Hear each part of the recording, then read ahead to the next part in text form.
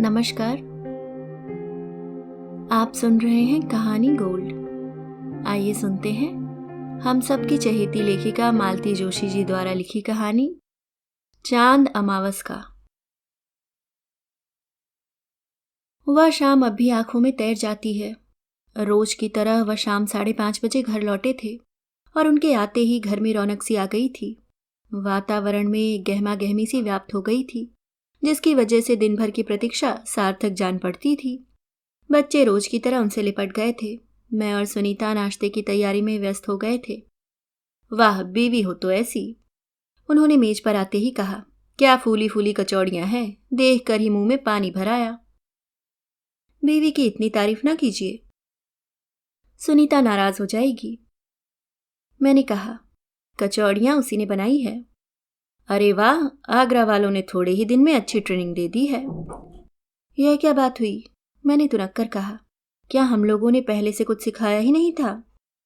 अरे भाई, मैं तो सुनीता को खुश करने के लिए कह रहा था। आज का तो दिन ही खराब जान पड़ता है। एक बात कहूं तो उसे बुरा लगता है, दूसरी कहूं तो तुम नाराज हो जाती हो।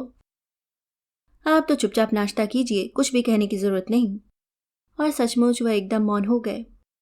सिर्फ आंखों से ही प्रशंसा के भाव जताते रहे। सुनीता कुछ देर तो टुकुर टुकुर उन्हें देखती रही, फिर धीरे से बोली, आज कोई डाक नहीं आई भैया? अरे भाई, रोज रोज डाक कहाँ से आएगी? प्रबोध की कल ही तो चिट्ठी आई है। झेप कर रह गई बेचारी। मैंने ही उसकी ओर से कहा, क्या अकेले प्रबोध ही पत्र लिखते हैं? प्रमोद हैं, प्रद्योत हैं, प्रभा है, प्रज्ञा है, फिर जेठानी की लड़कियां हैं, अंजू मंजू टिंकू पिंकू। बाप रे, इतनी जबरदस्त फैन मेल! तब तो अलग से एक पोस्ट बॉक्स के लिए अप्लाई कर ही देता हूं, उन्होंने कृत्रिम गंभीरता से कहा। पोस्ट बॉक्स से क्या होगा, आप तो ब्रांच ऑफिस खुलवा लीजिए, मैंने कहा। भाभी आप भी? सुनीता ने मुंह फुलाकर कहा, पर साफ जाहिर था कि उसे यह चर्चा अच्छी लग रही थी। बाय द वे, ये सब लोग रोज रोज लिखते क्या हैं? प्रबोध की तो बात खैर मैं समझ सकता हूं। अरे इतने मजेदार पत्र होते हैं। भाभी, आपका नाम तो ममता होना चाहिए था, अब भी आप बदल लीजिए। भाभी, आप तो दुष्ट हैं। अभी अभी हमारे घर में दाखिल हुई और लोकप्रियता की दौड़ में सबको पीछे छोड़ गई। ननद रानी तो एकदम कविता ही करने लगती हैं। वह क्या लिखा था पिछली बार? भाभी प्लीज। रमा, तुम्हें दूसरों के पत्र नहीं पढ़ने चाहिए, उन्होंने डांटने का अभिनय किया। अरे वाह, पढ़ता कौन है, यह खुद ही पढ़वाती है। इनकी तारीफ होती है ना उसमें। असली चिट्ठी तो 7 तालों में बंद रखेगी और ये आलतू फालतू चिट्ठियां जबरदस्ती दे जाएगी। कह लीजिए आप जी भर के, हम तो जा रहे हैं। और वह सचमुच ही उठकर चल दी। अरे अपनी डाक तो लेती जा, उन्होंने जेब से विदेशी मुहर वाला लिफाफा उछालते हुए कहा। वह तेजी से पलटी। उससे पहले ही मैंने उसे झटक लिया। वह कुछ देर तक असहाय सी देखती रही। भैया सामने न होते तो बकायदा छीना झपटी करती। फिर पता नहीं क्या हुआ, एकदम पेट पकड़कर बैठ गई। चेहरा एकदम रुआसा हो आया। मैं तो घबरा ही गई। क्या हुआ रे, मैंने उसकी पीठ पर हाथ फेरते हुए पूछा। मौका देखकर उसने लिफाफा छीना और भागकर अपने कमरे में बंद हो गई। अरे धीरे बाबा, मैंने कहा, पर वहां सुनने के लिए था ही कौन। तुम्हारा नुस्खा तुम्हारे ऊपर ही आजमा गई वह, उन्होंने मेरी शिकस्त का मजा लेते हुए कहा। बहुत शैतान होती जा रही है। श्रीमती जी, एक चिट्ठी आगरा से हमारे नाम से भी आई है। आपके नाम? किसकी? भाई और किसकी होगी, समधी जी की है। अगले हफ्ते विदा कराने के लिए किसी को भेज रहे हैं। लिखा है फिर 8वां लग जाएगा और सफर करना मुश्किल होगा। तो सफर करना क्या इतना जरूरी है? सो तो है ही, पहला बच्चा तो वहीं होना चाहिए। उनकी यही इच्छा है और कायदा भी यही है। चूड़ियों की खनक सुनकर मैंने पीछे मुड़कर देखा। दरवाजे की ओट में सुनीता खड़ी थी और उसकी आंखों में अनुनय का भाव था। क्या उनकी इच्छा ही सर्वोपरि है? हमारा कुछ अधिकार नहीं, मैंने तुनक कर कहा। रिवाज भी तो है। रिवाज को मारिए गोली, वहां वालों से अभी परिचय ही कितना है। 2-3 बार मिलाकर 30-40 दिन ही तो कुल रही है वहां। इतने दिनों तक अकेली कैसे रह पाएगी? प्रबोध साथ होते तब भी कोई बात थी। अच्छी शादी हुई है, ढंग से महीना भर भी साथ रहना नहीं हो पाया। तो इसमें किसी का क्या दोष? तुम्हें ही तो शौक था फॉरेन रिटर्न दामाद का। अच्छी बात है, मुझे शौक है तो मैं भुगत लूंगी। आप वहाँ लिख दीजिए कि डिलीवरी यहीं होगी, बस। लिखे देते हैं, हमारा क्या जाता है, हम तो लेखक मात्र हैं, कलम पकड़ने वाली तो तुम हो। वहां से उसकी सास ने डिक्टेट करवाया होगा, यहाँ तुम करवा देना। सच तो यह है कि हम दोनों निरीह प्राणियों को मुक्ति देकर दोनों ही लिखा पढ़ी कर लिया करो ना। वह भी हो जाएगा, 1-2 साल गुजरने दो। एक एक शब्द जैसे ही मन पर अंकित हो गया है, क्योंकि उसके बाद वैसी शाम, वैसी रौनक घर में हुई ही नहीं। रात ही तार मिला था, प्रबोध नहीं रहे। उनकी कार का एक्सीडेंट हो गया था। सुनीता तो सहसा गश खाकर गिर पड़ी थी। जब होश में आई तब एकदम बदल चुकी थी। और हम भी क्या वही रह गए हैं। सारा घर ही जैसे एक उदासी की चादर में लिपट गया है। यशवंत का टेलीग्राम आया है, वे लोग शाम को पहुंच रहे हैं। दफ्तर से लौटकर उन्होंने बतलाया तो मैंने राहत की एक लंबी सांस ली। इन 20-25 दिनों में कितना थक गई हूं मैं। एक तो ये मातम पुरसी वाले चैन नहीं लेने देते। पता नहीं कहाँ कहाँ के रिश्तेदार दौड़े चले आते हैं। हर एक के सामने वही गाथा दोहराते दोहराते थक गई हूं मैं। छाती पर दुख का एक पहाड़ सा आकर बैठ गया है, पर आंखों के आंसू ही सूख गए हैं। और लोग समझते हैं कि मैं कितनी भावना शून्य हूं, जैसे दहाड़े मारकर रोना ही शोक का द्योतक है। बच्चे दिन भर सूखा सा मुंह लिए अनाथ से यहाँ वहां घूमते रहते हैं, और उनके पिता लगता है एकदम 10 साल बुढ़ा गए हैं। संवेदना प्रकट करने वालों से तो जैसे तैसे निपट भी लूं मैं, पर सुनीता से पार पाना मेरे लिए मुश्किल हो रहा है। 7-8 महीने का शिशु पेट में पल रहा है, और वह है कि अन्न जल त्याग बैठी है। बड़ी मुश्किल से जरा सा दूध, कभी जरा सा मौसमी का रस उसे दे पाती हूँ। दिन भर उसे अपनी आंखों के सामने रखती हूँ। कोई मिलने वाला आता है तभी तनिक देर के लिए छोड़ती हूँ। फिर भी मन में खटका बना रहता है कि ऐसा वैसा कुछ न कर बैठे। इसलिए यशवंत के टेलीग्राम की बात सुनकर ही लगा जैसे मेरी सारी परेशानी दूर हो गई हो। बुआ जी को अब मैं 10-15 दिन यहीं रख लूंगी, घर नहीं जाने दूंगी। जैसी तुम्हारी मर्जी, उन्होंने कहा और अखबार लेकर बाहर बरामदे में जा बैठे। कई बार कहती हूँ घुमाया करो, क्लब ही चले जाओ, पर उनकी इच्छा ही नहीं होती। फिर लोग क्या कहेंगे, यह भय भी 24 घंटे सिर पर सवार रहता है। बुआ जी आएंगी तो डांट डपट कर बाहर भेज सकेंगी। सुनीता को मना मनो कर कुछ खिला पिला सकेंगी। इतनी सी थी तभी से कलेजे से लगाकर पाला है, तभी तो दोनों भाई बहन इन्हें इतना मानते हैं। इस वज्रपात की खबर मिलते ही पहला तार उन्हीं के नाम दिया था। बेचारी अपनी बद्रीनाथ यात्रा बीच में ही छोड़कर आ रही हैं। वह आई तो आर्त विलाप करती हुई घर में दाखिल हुई। हाय मेरी बच्ची, क्या इसी दिन के लिए तुझे इतना बड़ा किया था? क्या भगवान के घर मेरे लिए जगह नहीं थी? मैं भी उनसे लिपट गई और इतने दिनों का दबा घुटा अवसाद आंसुओं के रूप में फूट पड़ा। यशवंत हतप्रभ सा कुछ क्षण तक हम लोगों को घूरता रहा। फिर बुआ जी का आवेग कुछ शांत होते ही कठोर स्वर में बोला, माँ तुम क्या यहाँ इस तरह धुआंधार रोने के लिए आई हो? तुमने वादा किया था मुझसे। बेटा रुलाई क्या किसी के कहने से आती है, जो तेरे कहने से रुक जाएगी। तो तुम अभी उसके पास मत जाओ, गाड़ी से थकी हारी आई हो, कुछ देर आराम कर लो। फिर मुझसे बोला, भाभी कहाँ है वह, मुझे ले चलिए उसके पास। ऊपर बरसाती में, आजकल वह दिन भर वहीं बैठी रहती है, मानती ही नहीं। हम लोग ऊपर गए। बुआ जी भी धीरे धीरे चली आईं। भला उनका मन मानता उसे देखे बिना। सुनीता आंखें बंद किए आराम कुर्सी पर चुपचाप लेटी थी। सुनी, देख कौन आया है। तू कल बुआ जी को याद कर रही थी ना? मैंने प्यार से उसके सिर पर हाथ फेरते हुए कहा। मैंने किसी को याद नहीं किया, मुझे किसी से नहीं मिलना। तुम लोग क्या घड़ी भर मुझे चैन से बैठने नहीं दोगे? उसने मेरा हाथ झटकते हुए कहा और फिर आंखें बंद कर ली। उसकी उदास हताश आकृति देखकर बुआ जी फिर सिसकने लगी तो यशवंत की मुद्रा कठोर हो आई।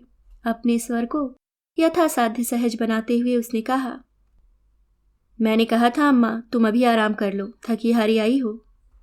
बेचारी बुआ जी अपना मुंह छिपाकर सीढ़ियों पर जाकर बैठ गईं। यशवंत की आवाज़ सुनकर सुनीता ने फिर आंखें खोली। आहा, डॉक्टर साहब आए हैं। उसके इस नाटकीय वाक्य में तिरस्कार झलक रहा था। Doctor, I am very sorry, मेरी वजह से आपकी प्लेजर ट्रिप में खलल पड़ा। यह प्लेजर ट्रिप नहीं थी सुनीता, तुम्हें मालूम है मैं माँ के साथ बद्रीनाथ जा रहा था। हम लोग रुद्रप्रयाग में थे जब। वह चुप हो गया। जब भैया का पत्र मिला, सुनीता ने उसका वाक्य पूरा किया। आप पुण्य लाभ से वंचित रह गए, इसका मुझे बहुत दुख है। पुण्य लाभ की सबकी परिभाषा एक सी नहीं होती, यशवंत ने गंभीरता से कहा। अच्छा, तो आप संवेदना प्रकट करने का पुण्य लूटने आए हैं, तो देर क्यों, हो जाइए शुरू। सुनिए, यह क्या हो रहा है? मैंने धीरे से उसे डांटना चाहा, तो यशवंत ने संकेत से मुझे चुप करा दिया और बोला, नीता, मैं औपचारिकताएं निभाने नहीं आया। मैं सिर्फ यह कहने आया हूं कि तुम अपने को संभाल लो। अब तुम अकेली नहीं हो, एक और जिंदगी तुम्हारे साथ पल रही है, तुम्हें उसकी भी। कम वक्त एक बोझ है जिंदगी पर, न जीने देता है न मरने देता है, सुनीता ने दांत पीसते हुए कहा। ऐसा क्यों कहती हो नीता? यह तो तुम्हें जीने के लिए। आपको जाने के लिए किन शब्दों में कहना पड़ेगा डॉक्टर साहब, उसने विफर कर कहा तो यशवंत सहम कर चुप हो गया। हम तीनों चुपचाप सीढ़ियां उतरकर नीचे चले आए। इसे एकाएक क्या हो गया है यशवंत? कुछ नहीं भाभी, शौक है, धीरे धीरे ठीक हो जाएगा।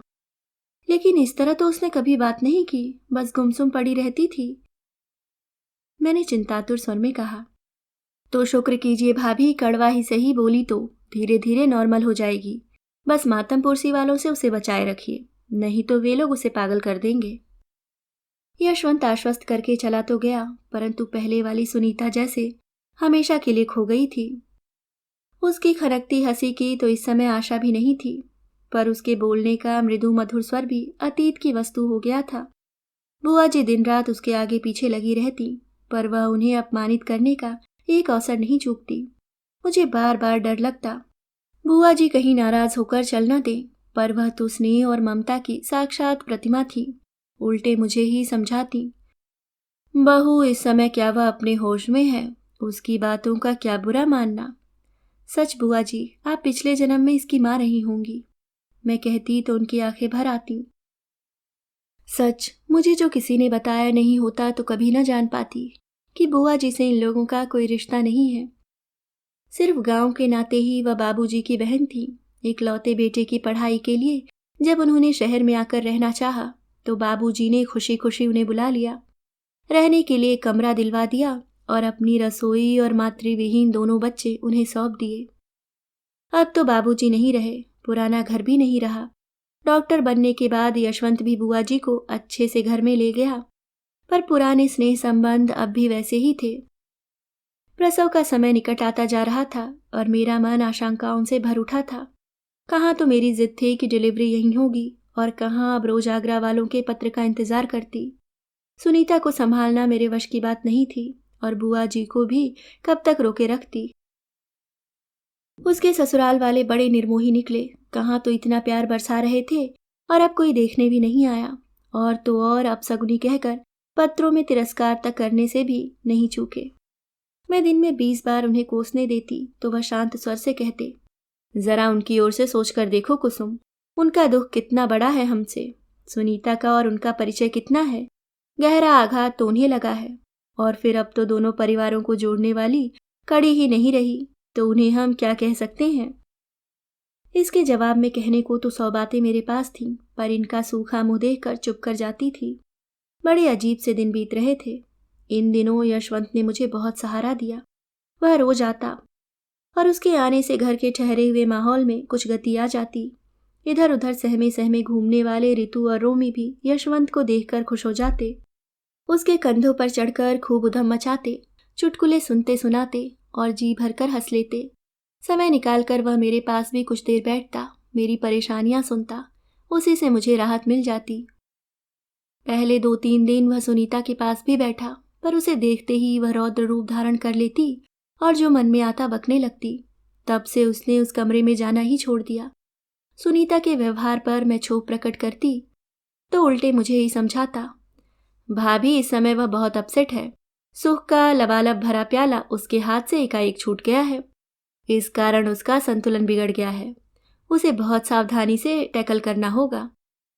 उसकी कहीं जाने लायक स्थिति होती तो मैं वही सलाह देता, उससे बहुत अंतर पड़ता है, पर अब मजबूरी में चुप हूँ। उसकी ये बातें ही हमारे लिए संजीवनी थी, नहीं तो शायद हम सबके सब बीमार पड़ जाते। राम राम करके वे पहाड़ से दिन बीते और सुनीता ने एक दुबले पतले मरियल से बच्चे को जन्म दिया। इस प्रसव में उसका अपना भी नया जन्म हुआ था। बुआ जी साथ न होती तो पता नहीं हम लोग कैसे इसे झेल पाते। सचमुच उनका बड़ा सहारा रहा।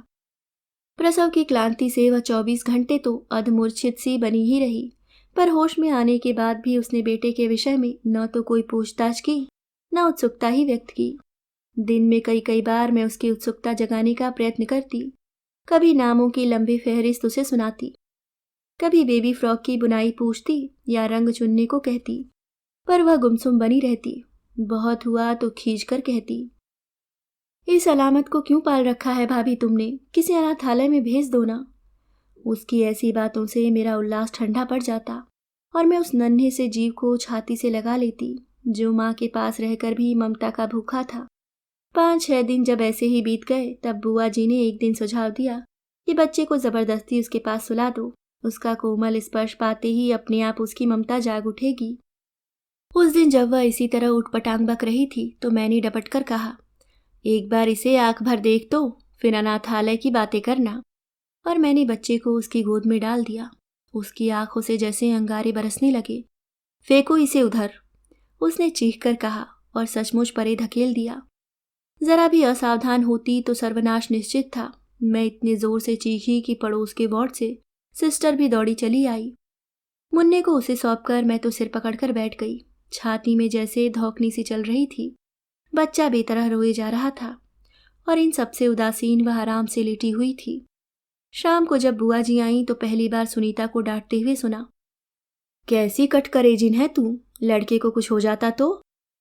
वह तो महावीर जी ने ही रक्षा की है, नहीं तो कोई कसर बाकी नहीं थी। सुनीता ने कोई प्रतिवाद नहीं किया, वैसे ही चुपचाप पड़ी रही। बुआ जी का पारा और चढ़ गया और देर तक वह बड़बड़ाती रही। यशवंत मुझ पर ही बिगड़ा। भाभी कितनी बार मना किया था मैंने। वो तो ठीक है भैया, पर बुआ जी बोली और 2-4 दिन की देर हो गई तो उसका दूध हमेशा के लिए सूख जाएगा, यही ना। उसने वाक्य पूरा किया। ऐसा हो भी जाता तो क्या कोई गजब हो जाता। दुनिया में बहुत से बच्चे माँ के दूध के बिना जी लेते हैं। आप लोग समझती क्यों नहीं कि उसका केस नॉर्मल नहीं है। जन्म से ही उसे इस बच्चे से नफरत हो गई थी। प्रसव के कष्टों ने इस घृणा को और भी उभार दिया है। मैं डॉक्टर नहीं हूँ यशवंत भैया, पर इतना जानती हूँ कि दुनिया का प्रत्येक बच्चा माँ को कष्ट देकर ही धरती पर आता है। इससे माँ के प्यार में कोई फर्क नहीं पड़ता, मैंने कसैले स्वर में कहा। उसके दिल में भी प्यार है, पर उसे उभरने का अवकाश तो दो। वह क्या ऊपर से थोपने की चीज है। तुम दोनों तो हाथ धोकर उसके पीछे पड़ गई। इस समय उसका शरीर और मन दोनों ही इस योग्य नहीं है कि किसी प्रकार की उत्तेजना झेल सके। एज यू प्लीज, मैंने मुंह फुलाकर कहा और विषय वहीं समाप्त हो गया। शानू धीरे धीरे 2 महीने का भी हो चला था, पर उसकी माँ उसके प्रति वैसी ही उदासीन बनी रही। बुआ जी के आदेशानुसार मैंने यह चुपचाप स्वीकार कर लिया कि ईश्वर ने यह तीसरा बच्चा मेरे लिए ही भेजा है। इतने दिनों के अंतराल के बाद उस छोटे से बच्चे की सार संभाल मुझे बहुत मुश्किल जान पड़ी थी, पर मैंने धीरे धीरे एडजस्ट कर लिया था। बच्चे भी घर में एक नन्हा सा खिलौना पाकर खुश थे। रीतू तो उसे दिन भर टांगे फिरती थी। वह भी मूड में आ जाते तो उसे अपने पास लिटा लेते और घंटों बतियाते रहते। लेकिन हम सब सुनीता से परेशान हो गए थे। अस्पताल से आकर वह फिर अपने उसी कमरे में बंद हो गई थी। उस कमरे में जाते मुझे डर लगता था, और कमरे में ही क्यों, पूरे घर में उसके अवसाद की छाया व्याप्त थी। बच्चे जोर से बोलते तो उन्हें डांट दिया जाता। कभी कभी पास पड़ोस की औरतें चली आती तो मुझे अच्छा लगता था, क्योंकि मैं तो जैसे घर में बंद कर रह गई थी। उस महफिल में कभी कभी कोई हंसी की फुलझड़ी भी छूटती तो मेरा मन अपराध बोध से भर उठता। उनके दोस्त तो जैसे इस घर का रास्ता ही भूल गए थे। चुपचाप मुंह लटका कर बैठने का साहस रोज रोज कौन जुटाता। दिवाली आई और लौट गई, हमें पता भी न चला। बच्चों को मैंने माँ के पास भेज दिया। इसी से बेचारे कुछ खुश रह सके। निरंतर गुमसुम बने रहने से वे भी थक से गए थे। दिवाली की छुट्टियों के बाद जब पुनः कॉलेज खुले तो मैंने एक दिन साहस किया, सुनी तुम अंग्रेजी में एमए करना चाह रही थी ना, एडमिशन तो शायद अब ना मिले। पर दत्ता साहब कह रहे थे कि प्राइवेट कैंडिडेट के रूप में क्लास अटेंड करने की परमिशन मिल जाएगी। वह रोज की तरह छत की कड़ियां गिनती लेटी थी। यह सुनते ही एकदम उठ बैठी और मुझे घूरती हुई बोली, यह सुझाव शायद आपके परम प्रिय सलाहकार ने दिया है। मेरे सलाहकार कौन?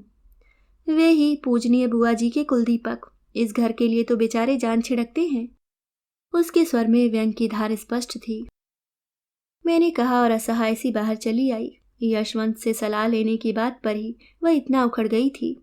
कहीं उसके सुझावों के बारे में जान जाती तो पता नहीं क्या करती। पिछले ही शनिवार को वह मार्केट में मिल गया था। कह रहा था, भाभी धीरे धीरे उसे कमरे के बाहर निकालो, नहीं तो वह पागल हो जाएगी। मिस रोजवुड के नर्सरी स्कूल में एक जगह खाली है, आप कहें तो। ना भैया, अभी 4-5 महीने भी नहीं बीते हैं और उसे नौकरी पर लगा देंगे तो लोग क्या सोचेंगे, वह खुद क्या सोचेगी। लोगों को मारिए गोली, पर उसे खुद कुछ सोचने का अवसर जरूर दीजिए। वह मानसिक रूप से जड़ होती जा रही है। सच तो यह है भाभी कि आप लोग बहुत ज़्यादा प्यार बरसा रहे हैं, बहुत ज़्यादा सहनशील होते जा रहे हैं। थोड़ी बेरुखी देख लाइए, उसके दिमाग में कुछ हलचल तो हो। खड़े होकर भाषण देना तो बहुत सरल बात है, मैं सोचती रही। लेकिन यह भी सच है कि उसका यूं एक कमरे में कैद होकर रह जाने का एहसास हम सब पर हावी होता जा रहा था। एक अजीब सा घुटन भरा वातावरण छा गया था घर में। बच्चे भी हंसना भूल गए थे।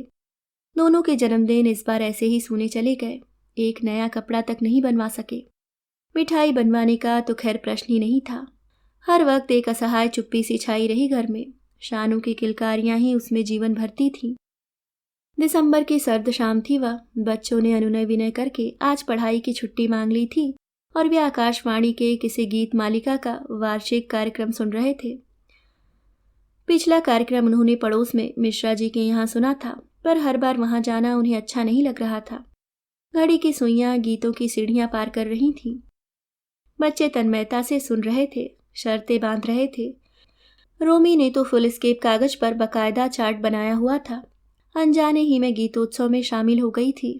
बच्चों के खिले खिले चेहरे मुझे अच्छे लग रहे थे। अभी कार्यक्रम समाप्त होने में कुछ ही मिनट बाकी थे कि उन्होंने आकर एकदम स्विच ऑफ कर दिया। यह घर है या पान की दुकान? वह दहाड़े। हम सब स्तब्ध रह गए। वॉल्यूम बढ़ते बढ़ते कब अपनी चरम सीमा पर पहुंच गया था, किसी को पता नहीं चला। अब दोबारा रेडियो खोलने की हिम्मत बच्चों में नहीं थी। दुख और निराशा से उनके आंसू निकल आए। ऐसा क्या गजब हो गया? मैंने कमजोर सी आवाज में प्रतिवाद किया। इधर आओ और अपनी आंखों से देख लो। कहते हुए वह लगभग मुझे खींचते हुए रसोई में ले गए। खुले दरवाजे से देखा, उतनी सर्दी में दोनों कानों पर हाथ दिए सुनीता आंगन में खड़ी थी। रितु भी हमारे पीछे पीछे चली आई थी और लौटते हुए बड़बड़ा रही थी, अच्छा न्याय है, इनके कारण हम अपने घर में रेडियो भी नहीं सुन सकते, जब देखो बोर करती रहती हैं। उसकी बात पूरी भी न हो पाई थी और उन्होंने तड़ से एक तमाचा उसे जड़ दिया था। उसी समय सुनीता दरवाजे पर आकर खड़ी हो गई। आंखों में खून भरकर एक बार रितु ने उसे देखा और सुबकते हुए अपने बिस्तर पर चली गई। उस रात खाना भी नहीं खाया उसने। रितु की उस मुद्रा को याद करती हूँ तो हैरत होती है। समय मनुष्य को कितना बदल देता है। यही रितु सुनीता का प्राण थी कभी। उसे भी मम्मी से ज्यादा बुआ ही अपनी लगती थी। कॉलेज से लौटते ही मम्मी की शिकायत शुरू हो जाती और तब सुनीता उसे गोद में लेकर मुझसे झूठ मूठ लड़ने लग जाती। कई बार यह लड़ाई सचमुच की भी हो जाती थी। यूं तो दोनों ही बच्चे उससे हिले हुए थे, पर रितु पर उसका विशेष अधिकार था। वह 1.5 वर्ष की भी नहीं थी जब रोमी हुआ था, तब सुनीता ने ही उसकी देखभाल की थी। वह खुद भी तो जरा सी थी, 8वीं में पढ़ती थी, पर इतनी कुशलता से सब संभाल लिया था कि बाहर किसी को भनक भी न पड़ने दी। नहलाना धुलाना, समय असमय दूध गर्म करना, रात रात भर कंधे पर डालकर उसे घुमाना। बच्चे के साथ क्या एक काम होता है, पर उसने कभी माथे पर शिकन भी न आने दी। हर समय हंसती रहती थी। शानू के लिए खटते समय यही सब तो मन में रहता है, पर उस रात मुझे उन पर बहुत रोष आया। मैंने उनसे बात तक नहीं की। मुंह फुलाए एक करवट चुपचाप पड़ी रही। उनका अपना ही मूड इतना साफ था कि मेरी बेरुखी की उन्होंने परवाह ही नहीं की। दूसरे दिन सुबह जब खाना लगा रही थी तो रोमी ने आकर बतलाया, बुआ कमरे में नहीं है, छत पर देखो। लेकिन छत पर, बाहर लॉन में कहीं भी वह नहीं थी। पड़ोस में जाने का तो प्रश्न ही नहीं था। इन लोगों को तो ऑफिस स्कूल जाने की जल्दी थी, सो खिला दिया। मैं उसकी प्रतीक्षा में बैठी रही। करीब 1 बजे वह लौट कर आई। कहाँ चली गई थी? ऐसे ही, उसने लापरवाही से उत्तर दिया और खाना लगाकर बैठ गई। इतना गुस्सा आया मुझे। एक तो भूख से वैसे ही हाल बेहाल हो रहे थे, फिर घबराहट में प्राण निकले जा रहे थे। उसके व्यवहार से मेरा पारा और चढ़ गया। उसके घर पहुंचते ही उन्होंने फोन करने के लिए कहा था। मैं जानबूझकर टाल गई। बाद में आखिर उनका ही फोन आया। सुनीता आ गई है ना? उन्होंने घबराए स्वर में पूछा। आ गई है, मैंने सपाट स्वर में कहा और रिसीवर रख दिया। दूसरों के घर में न होती तो मैं पता नहीं क्या क्या कह जाती। फिर तो यह जैसे नियम हो गया, नहा धोकर वह रोज निकल जाती और काफी देर बाद लौटती।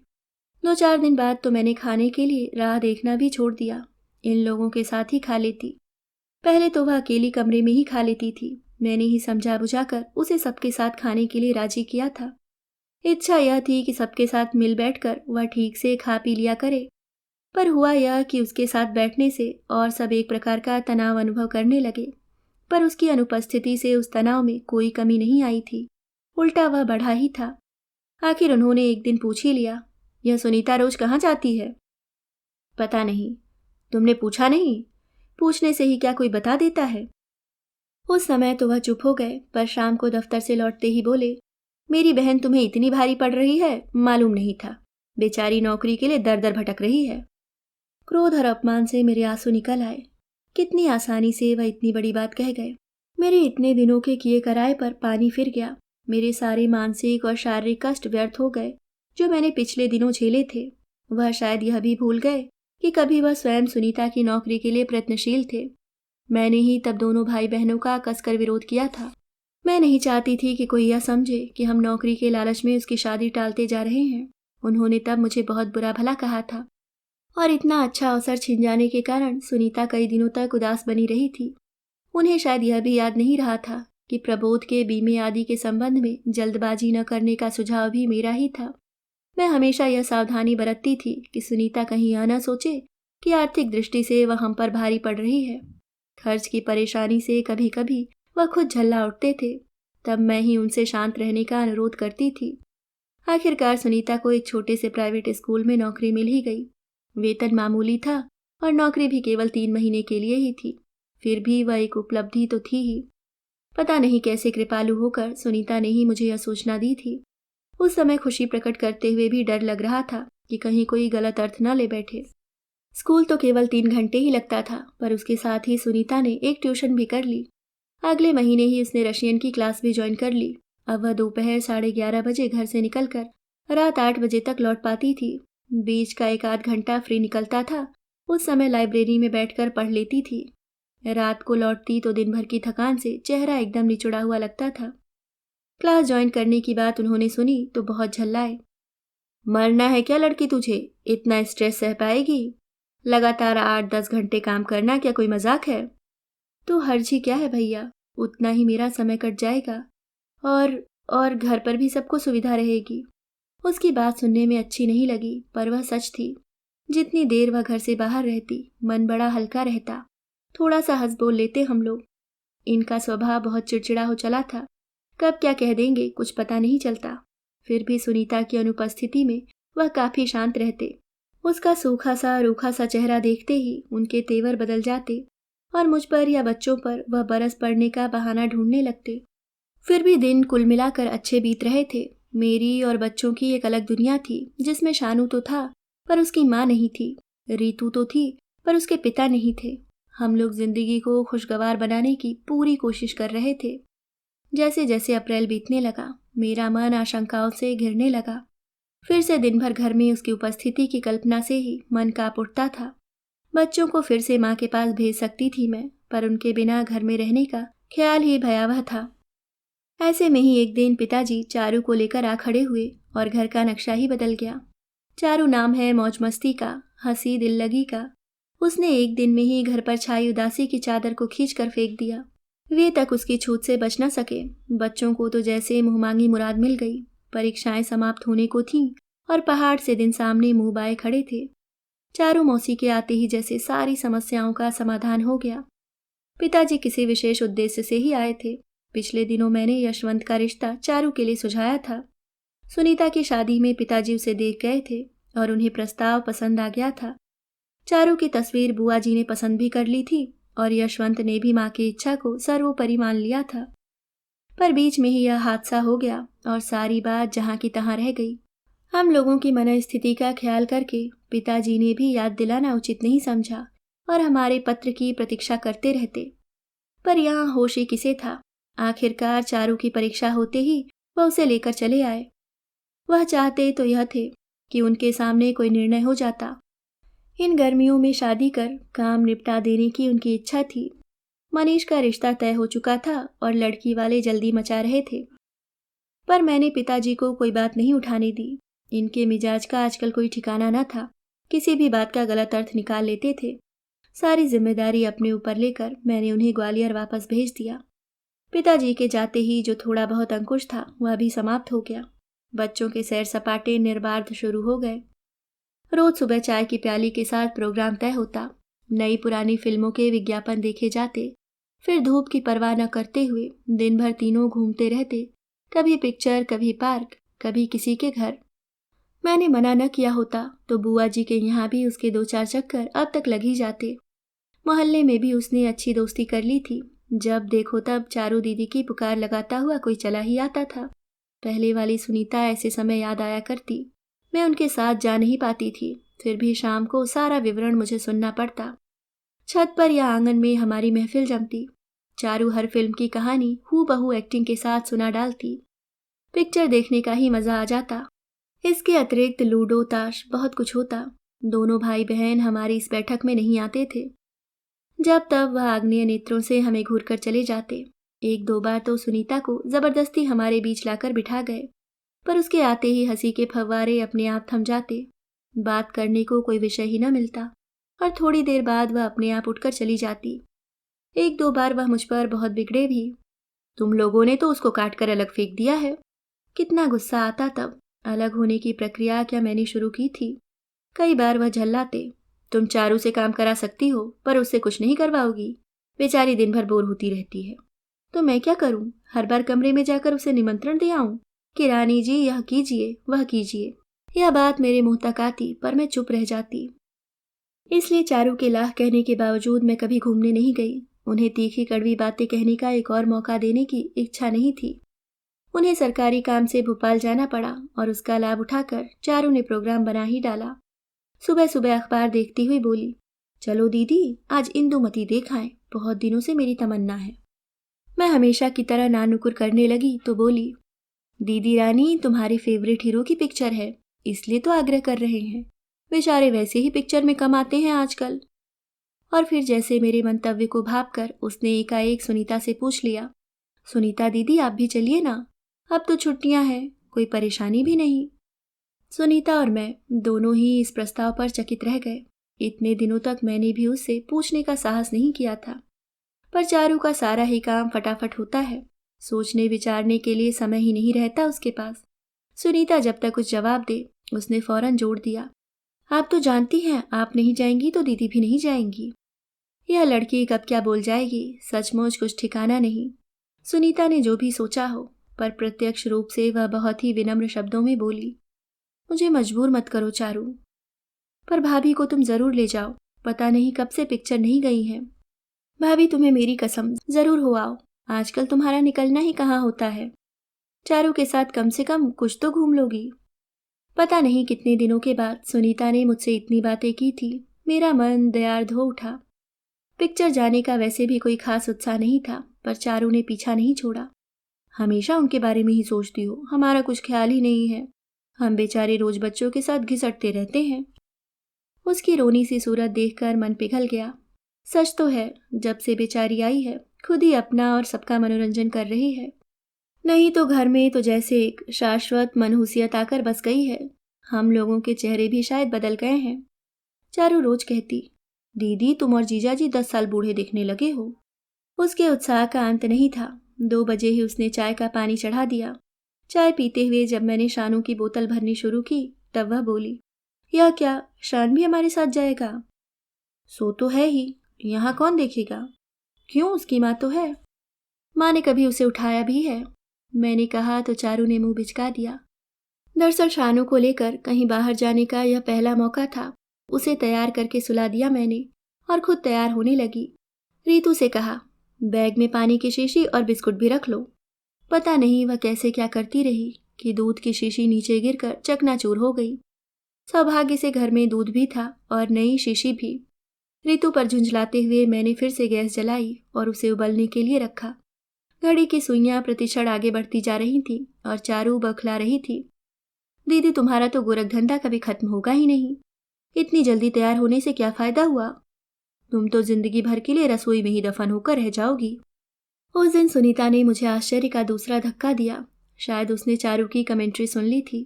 मेरे पास आकर धीरे से बोली, भाभी 2:45 हो रहे हैं, तुम लोग अब जाओ, नहीं तो आधी पिक्चर निकल जाएगी। अरे लेकिन यहाँ मैं सब देख लूंगी। शानू, उसे भी देख लूंगी, तुम चिंता न करो।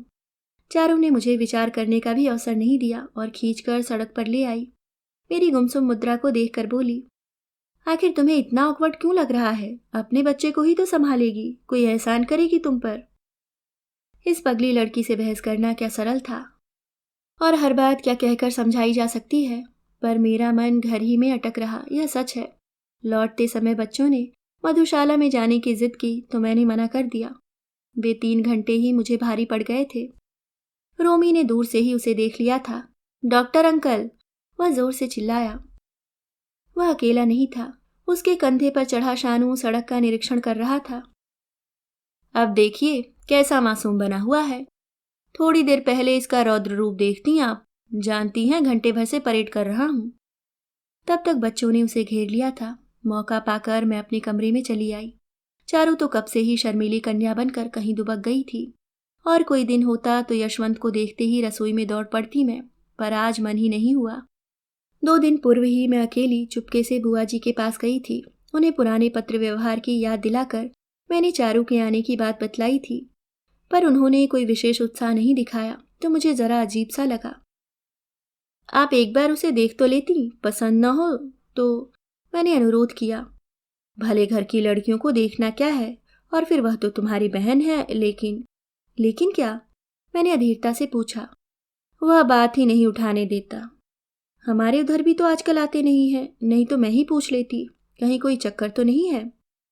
बुआ जी कुछ देर तक तो चुप रहीं, फिर भर्राए कंठ से बोली, वह तो इसका नाम तक लेने से भड़क उठती है, और यह है कि उसी की माला जप रहा है। किसकी बात कर रही हैं आप? सुनीता की। हे भगवान, मैंने तो कभी कल्पना भी नहीं की थी। उसने मुझसे भी कभी कुछ कहा नहीं है, पर बिटिया, माँ से क्या कुछ अनजाना रह सकता है? और आप क्या उसे स्वीकार कर सकेंगी? बुआ जी हंसी। बेटिया, धर्म कर्म आदमी करता ही किस लिए है? मेरा तो अब लोक भी वही है, परलोक भी वही है। संतान का सुखी तो सब कुछ होता है। मन इतना खराब हो आया। पिताजी को पत्र में क्या लिखूंगी अब? कितनी तारीफ की थी यशवंत की मैंने, अब किस मुंह से यह सब कहूंगी? और चारू, वह अपने मन में क्या सोचेगी? सुनीता, सुनीता, सुनीता, उफ, यह लड़की क्या हमेशा प्रेत की छाया की तरह मेरी खुशियों को निगलती रहेगी? मन की तलहटी में शैने शैने जमता हुआ रोष उफनकर बाहर आने को हुआ। उसी में डूबी रही मैं। शायद इसलिए उसे अकेली छोड़कर, शानू को छोड़कर सिनेमा जा सकी मैं। चारू की इतनी सामर्थ्य नहीं थी कि मुझे ले जा सके। अरे भाभी, आप यहाँ हैं? मैं सारे घर में खोज आया। वह कमरे में आया और बैठ गया। मैं पलंग पर बैठी शानू को थपकी देकर सुलाती रही। और सुनाइए, क्या आज्ञा है? अम्मा ने कहा था कि भाभी ने अर्जेंट बुलाया है, और यहाँ देखा तो आप नदारद। मैं कुछ देर तक उसे देखती रही, फिर धीरे से बोली, सुनीता के बारे में क्या सोचा है? जी? वह चौंका। मैं स्वयं भी हैरान थी, यह नाम कैसे फिसल गया मुंह से। पूछना तो मुझे चारू के विषय में था। दिन रात उसी के विषय में सोचने का यह परिणाम था। पर एक तरह से अच्छा ही हुआ। पहले से योजना बनाकर तो शायद कभी पूछ भी ना पाती। तुमने मेरी बात का उत्तर नहीं दिया। भाभी, मैं आपका मतलब ही नहीं समझा, उसने मासूमियत से कहा। मुझसे बनो मत भैया, मुझे सब मालूम है। वह कुछ देर तक अविश्वास भरी नजरों से मुझे देखता रहा, फिर कंधे उचकाकर उठ खड़ा हुआ। कमरे के 1-2 चक्कर लगाए, फिर एक कैलेंडर के सामने खड़ा हो गया। वहीं से दीवार को देखते हुए बोला, भाभी, वह तो बचपन का एक सपना था, बचपन के साथ ही बीत गया। तो फिर शादी क्यों नहीं कर लेते? कैलेंडर का भरपूर निरीक्षण कर वह पुनः अपने आसन पर लौट आया। शादी करने वाला तो था, माँ के साथ कितनी जगह तो लड़कियां देखाया था। फिर बीच में देखिए ना यह क्या हो गया, उसने उसास भरकर कहा। वह अपने घर में सुख से रहती होती तो मैं भी निश्चिंत होकर अपनी गृहस्थी बसा लेता। अपने मन को पूरी तरह तैयार कर लिया था मैंने, पर अब उसे यूं तिल तिल घुलते देखकर भी कैसे अनदेखा कर दूं? कैसे भूल जाऊं कि इतनी बड़ी दुनिया के बीच वह एकदम अकेली पड़ गई है। जानती हैं भाभी, आज शाम जब मैं आया तब शानू और वह दोनों फूट फूट कर रो रहे थे, पर उसका रोना शानू से अधिक करुण था, क्योंकि शानू को प्यार करने वाले तो बहुत हैं, पर उसका कोई नहीं है, अपना जाया बेटा भी नहीं। तुम हो तो तुम क्यों नहीं आगे बढ़कर उसका हाथ थाम लेते? नहीं भाभी, एक बार यह गलती की थी, तब झिड़क दिया गया था। ठीक भी था, मैं रास्ते का भिखारी उसके योग्य था भी नहीं। आज स्थिति वह नहीं रही, इसलिए आज उससे कहूंगा तो वह समझेगी मैं उसकी मजबूरी का मजाक उड़ा रहा हूँ। वैसे भी पता नहीं क्यों उसके अवचेतन में यह बात बैठ गई है कि मैं उसके दुर्भाग्य पर बहुत खुश हूँ, इसलिए इतना तिरस्कार करती है मेरा। तो फिर इस समस्या का हल क्या है? प्रतीक्षा, अंतहीन प्रतीक्षा।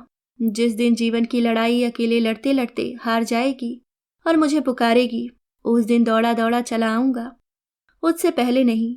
और भाभी, उस दिन के लिए अपने को मुक्त रखना चाहता हूं।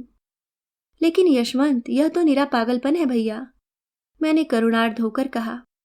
सो तो है ही भाभी, मैंने पागलपन की हद तक उसे प्यार भी तो किया है। और वह एकदम उठकर चला गया, जैसे इतनी बड़ी बात कहने के बाद उसे मेरे सामने बैठने में संकोच हो रहा हो। मन एकदम हल्का हो आया था। सुनीता की, साथ ही हमारी भी जिंदगी का यह अंधेरा चिरंतन नहीं था। दूर क्षितिज पर एक चांद प्रतीक्षा में बैठा हुआ था। अभी आप सुन रहे थे मालती जोशी जी द्वारा लिखी कहानी चांद अमावस का। दोस्तों, अगर आपको कहानी पसंद आई तो वीडियो को लाइक, और अगर आप चैनल पे नए हैं तो सब्सक्राइब करना ना भूलें। धन्यवाद।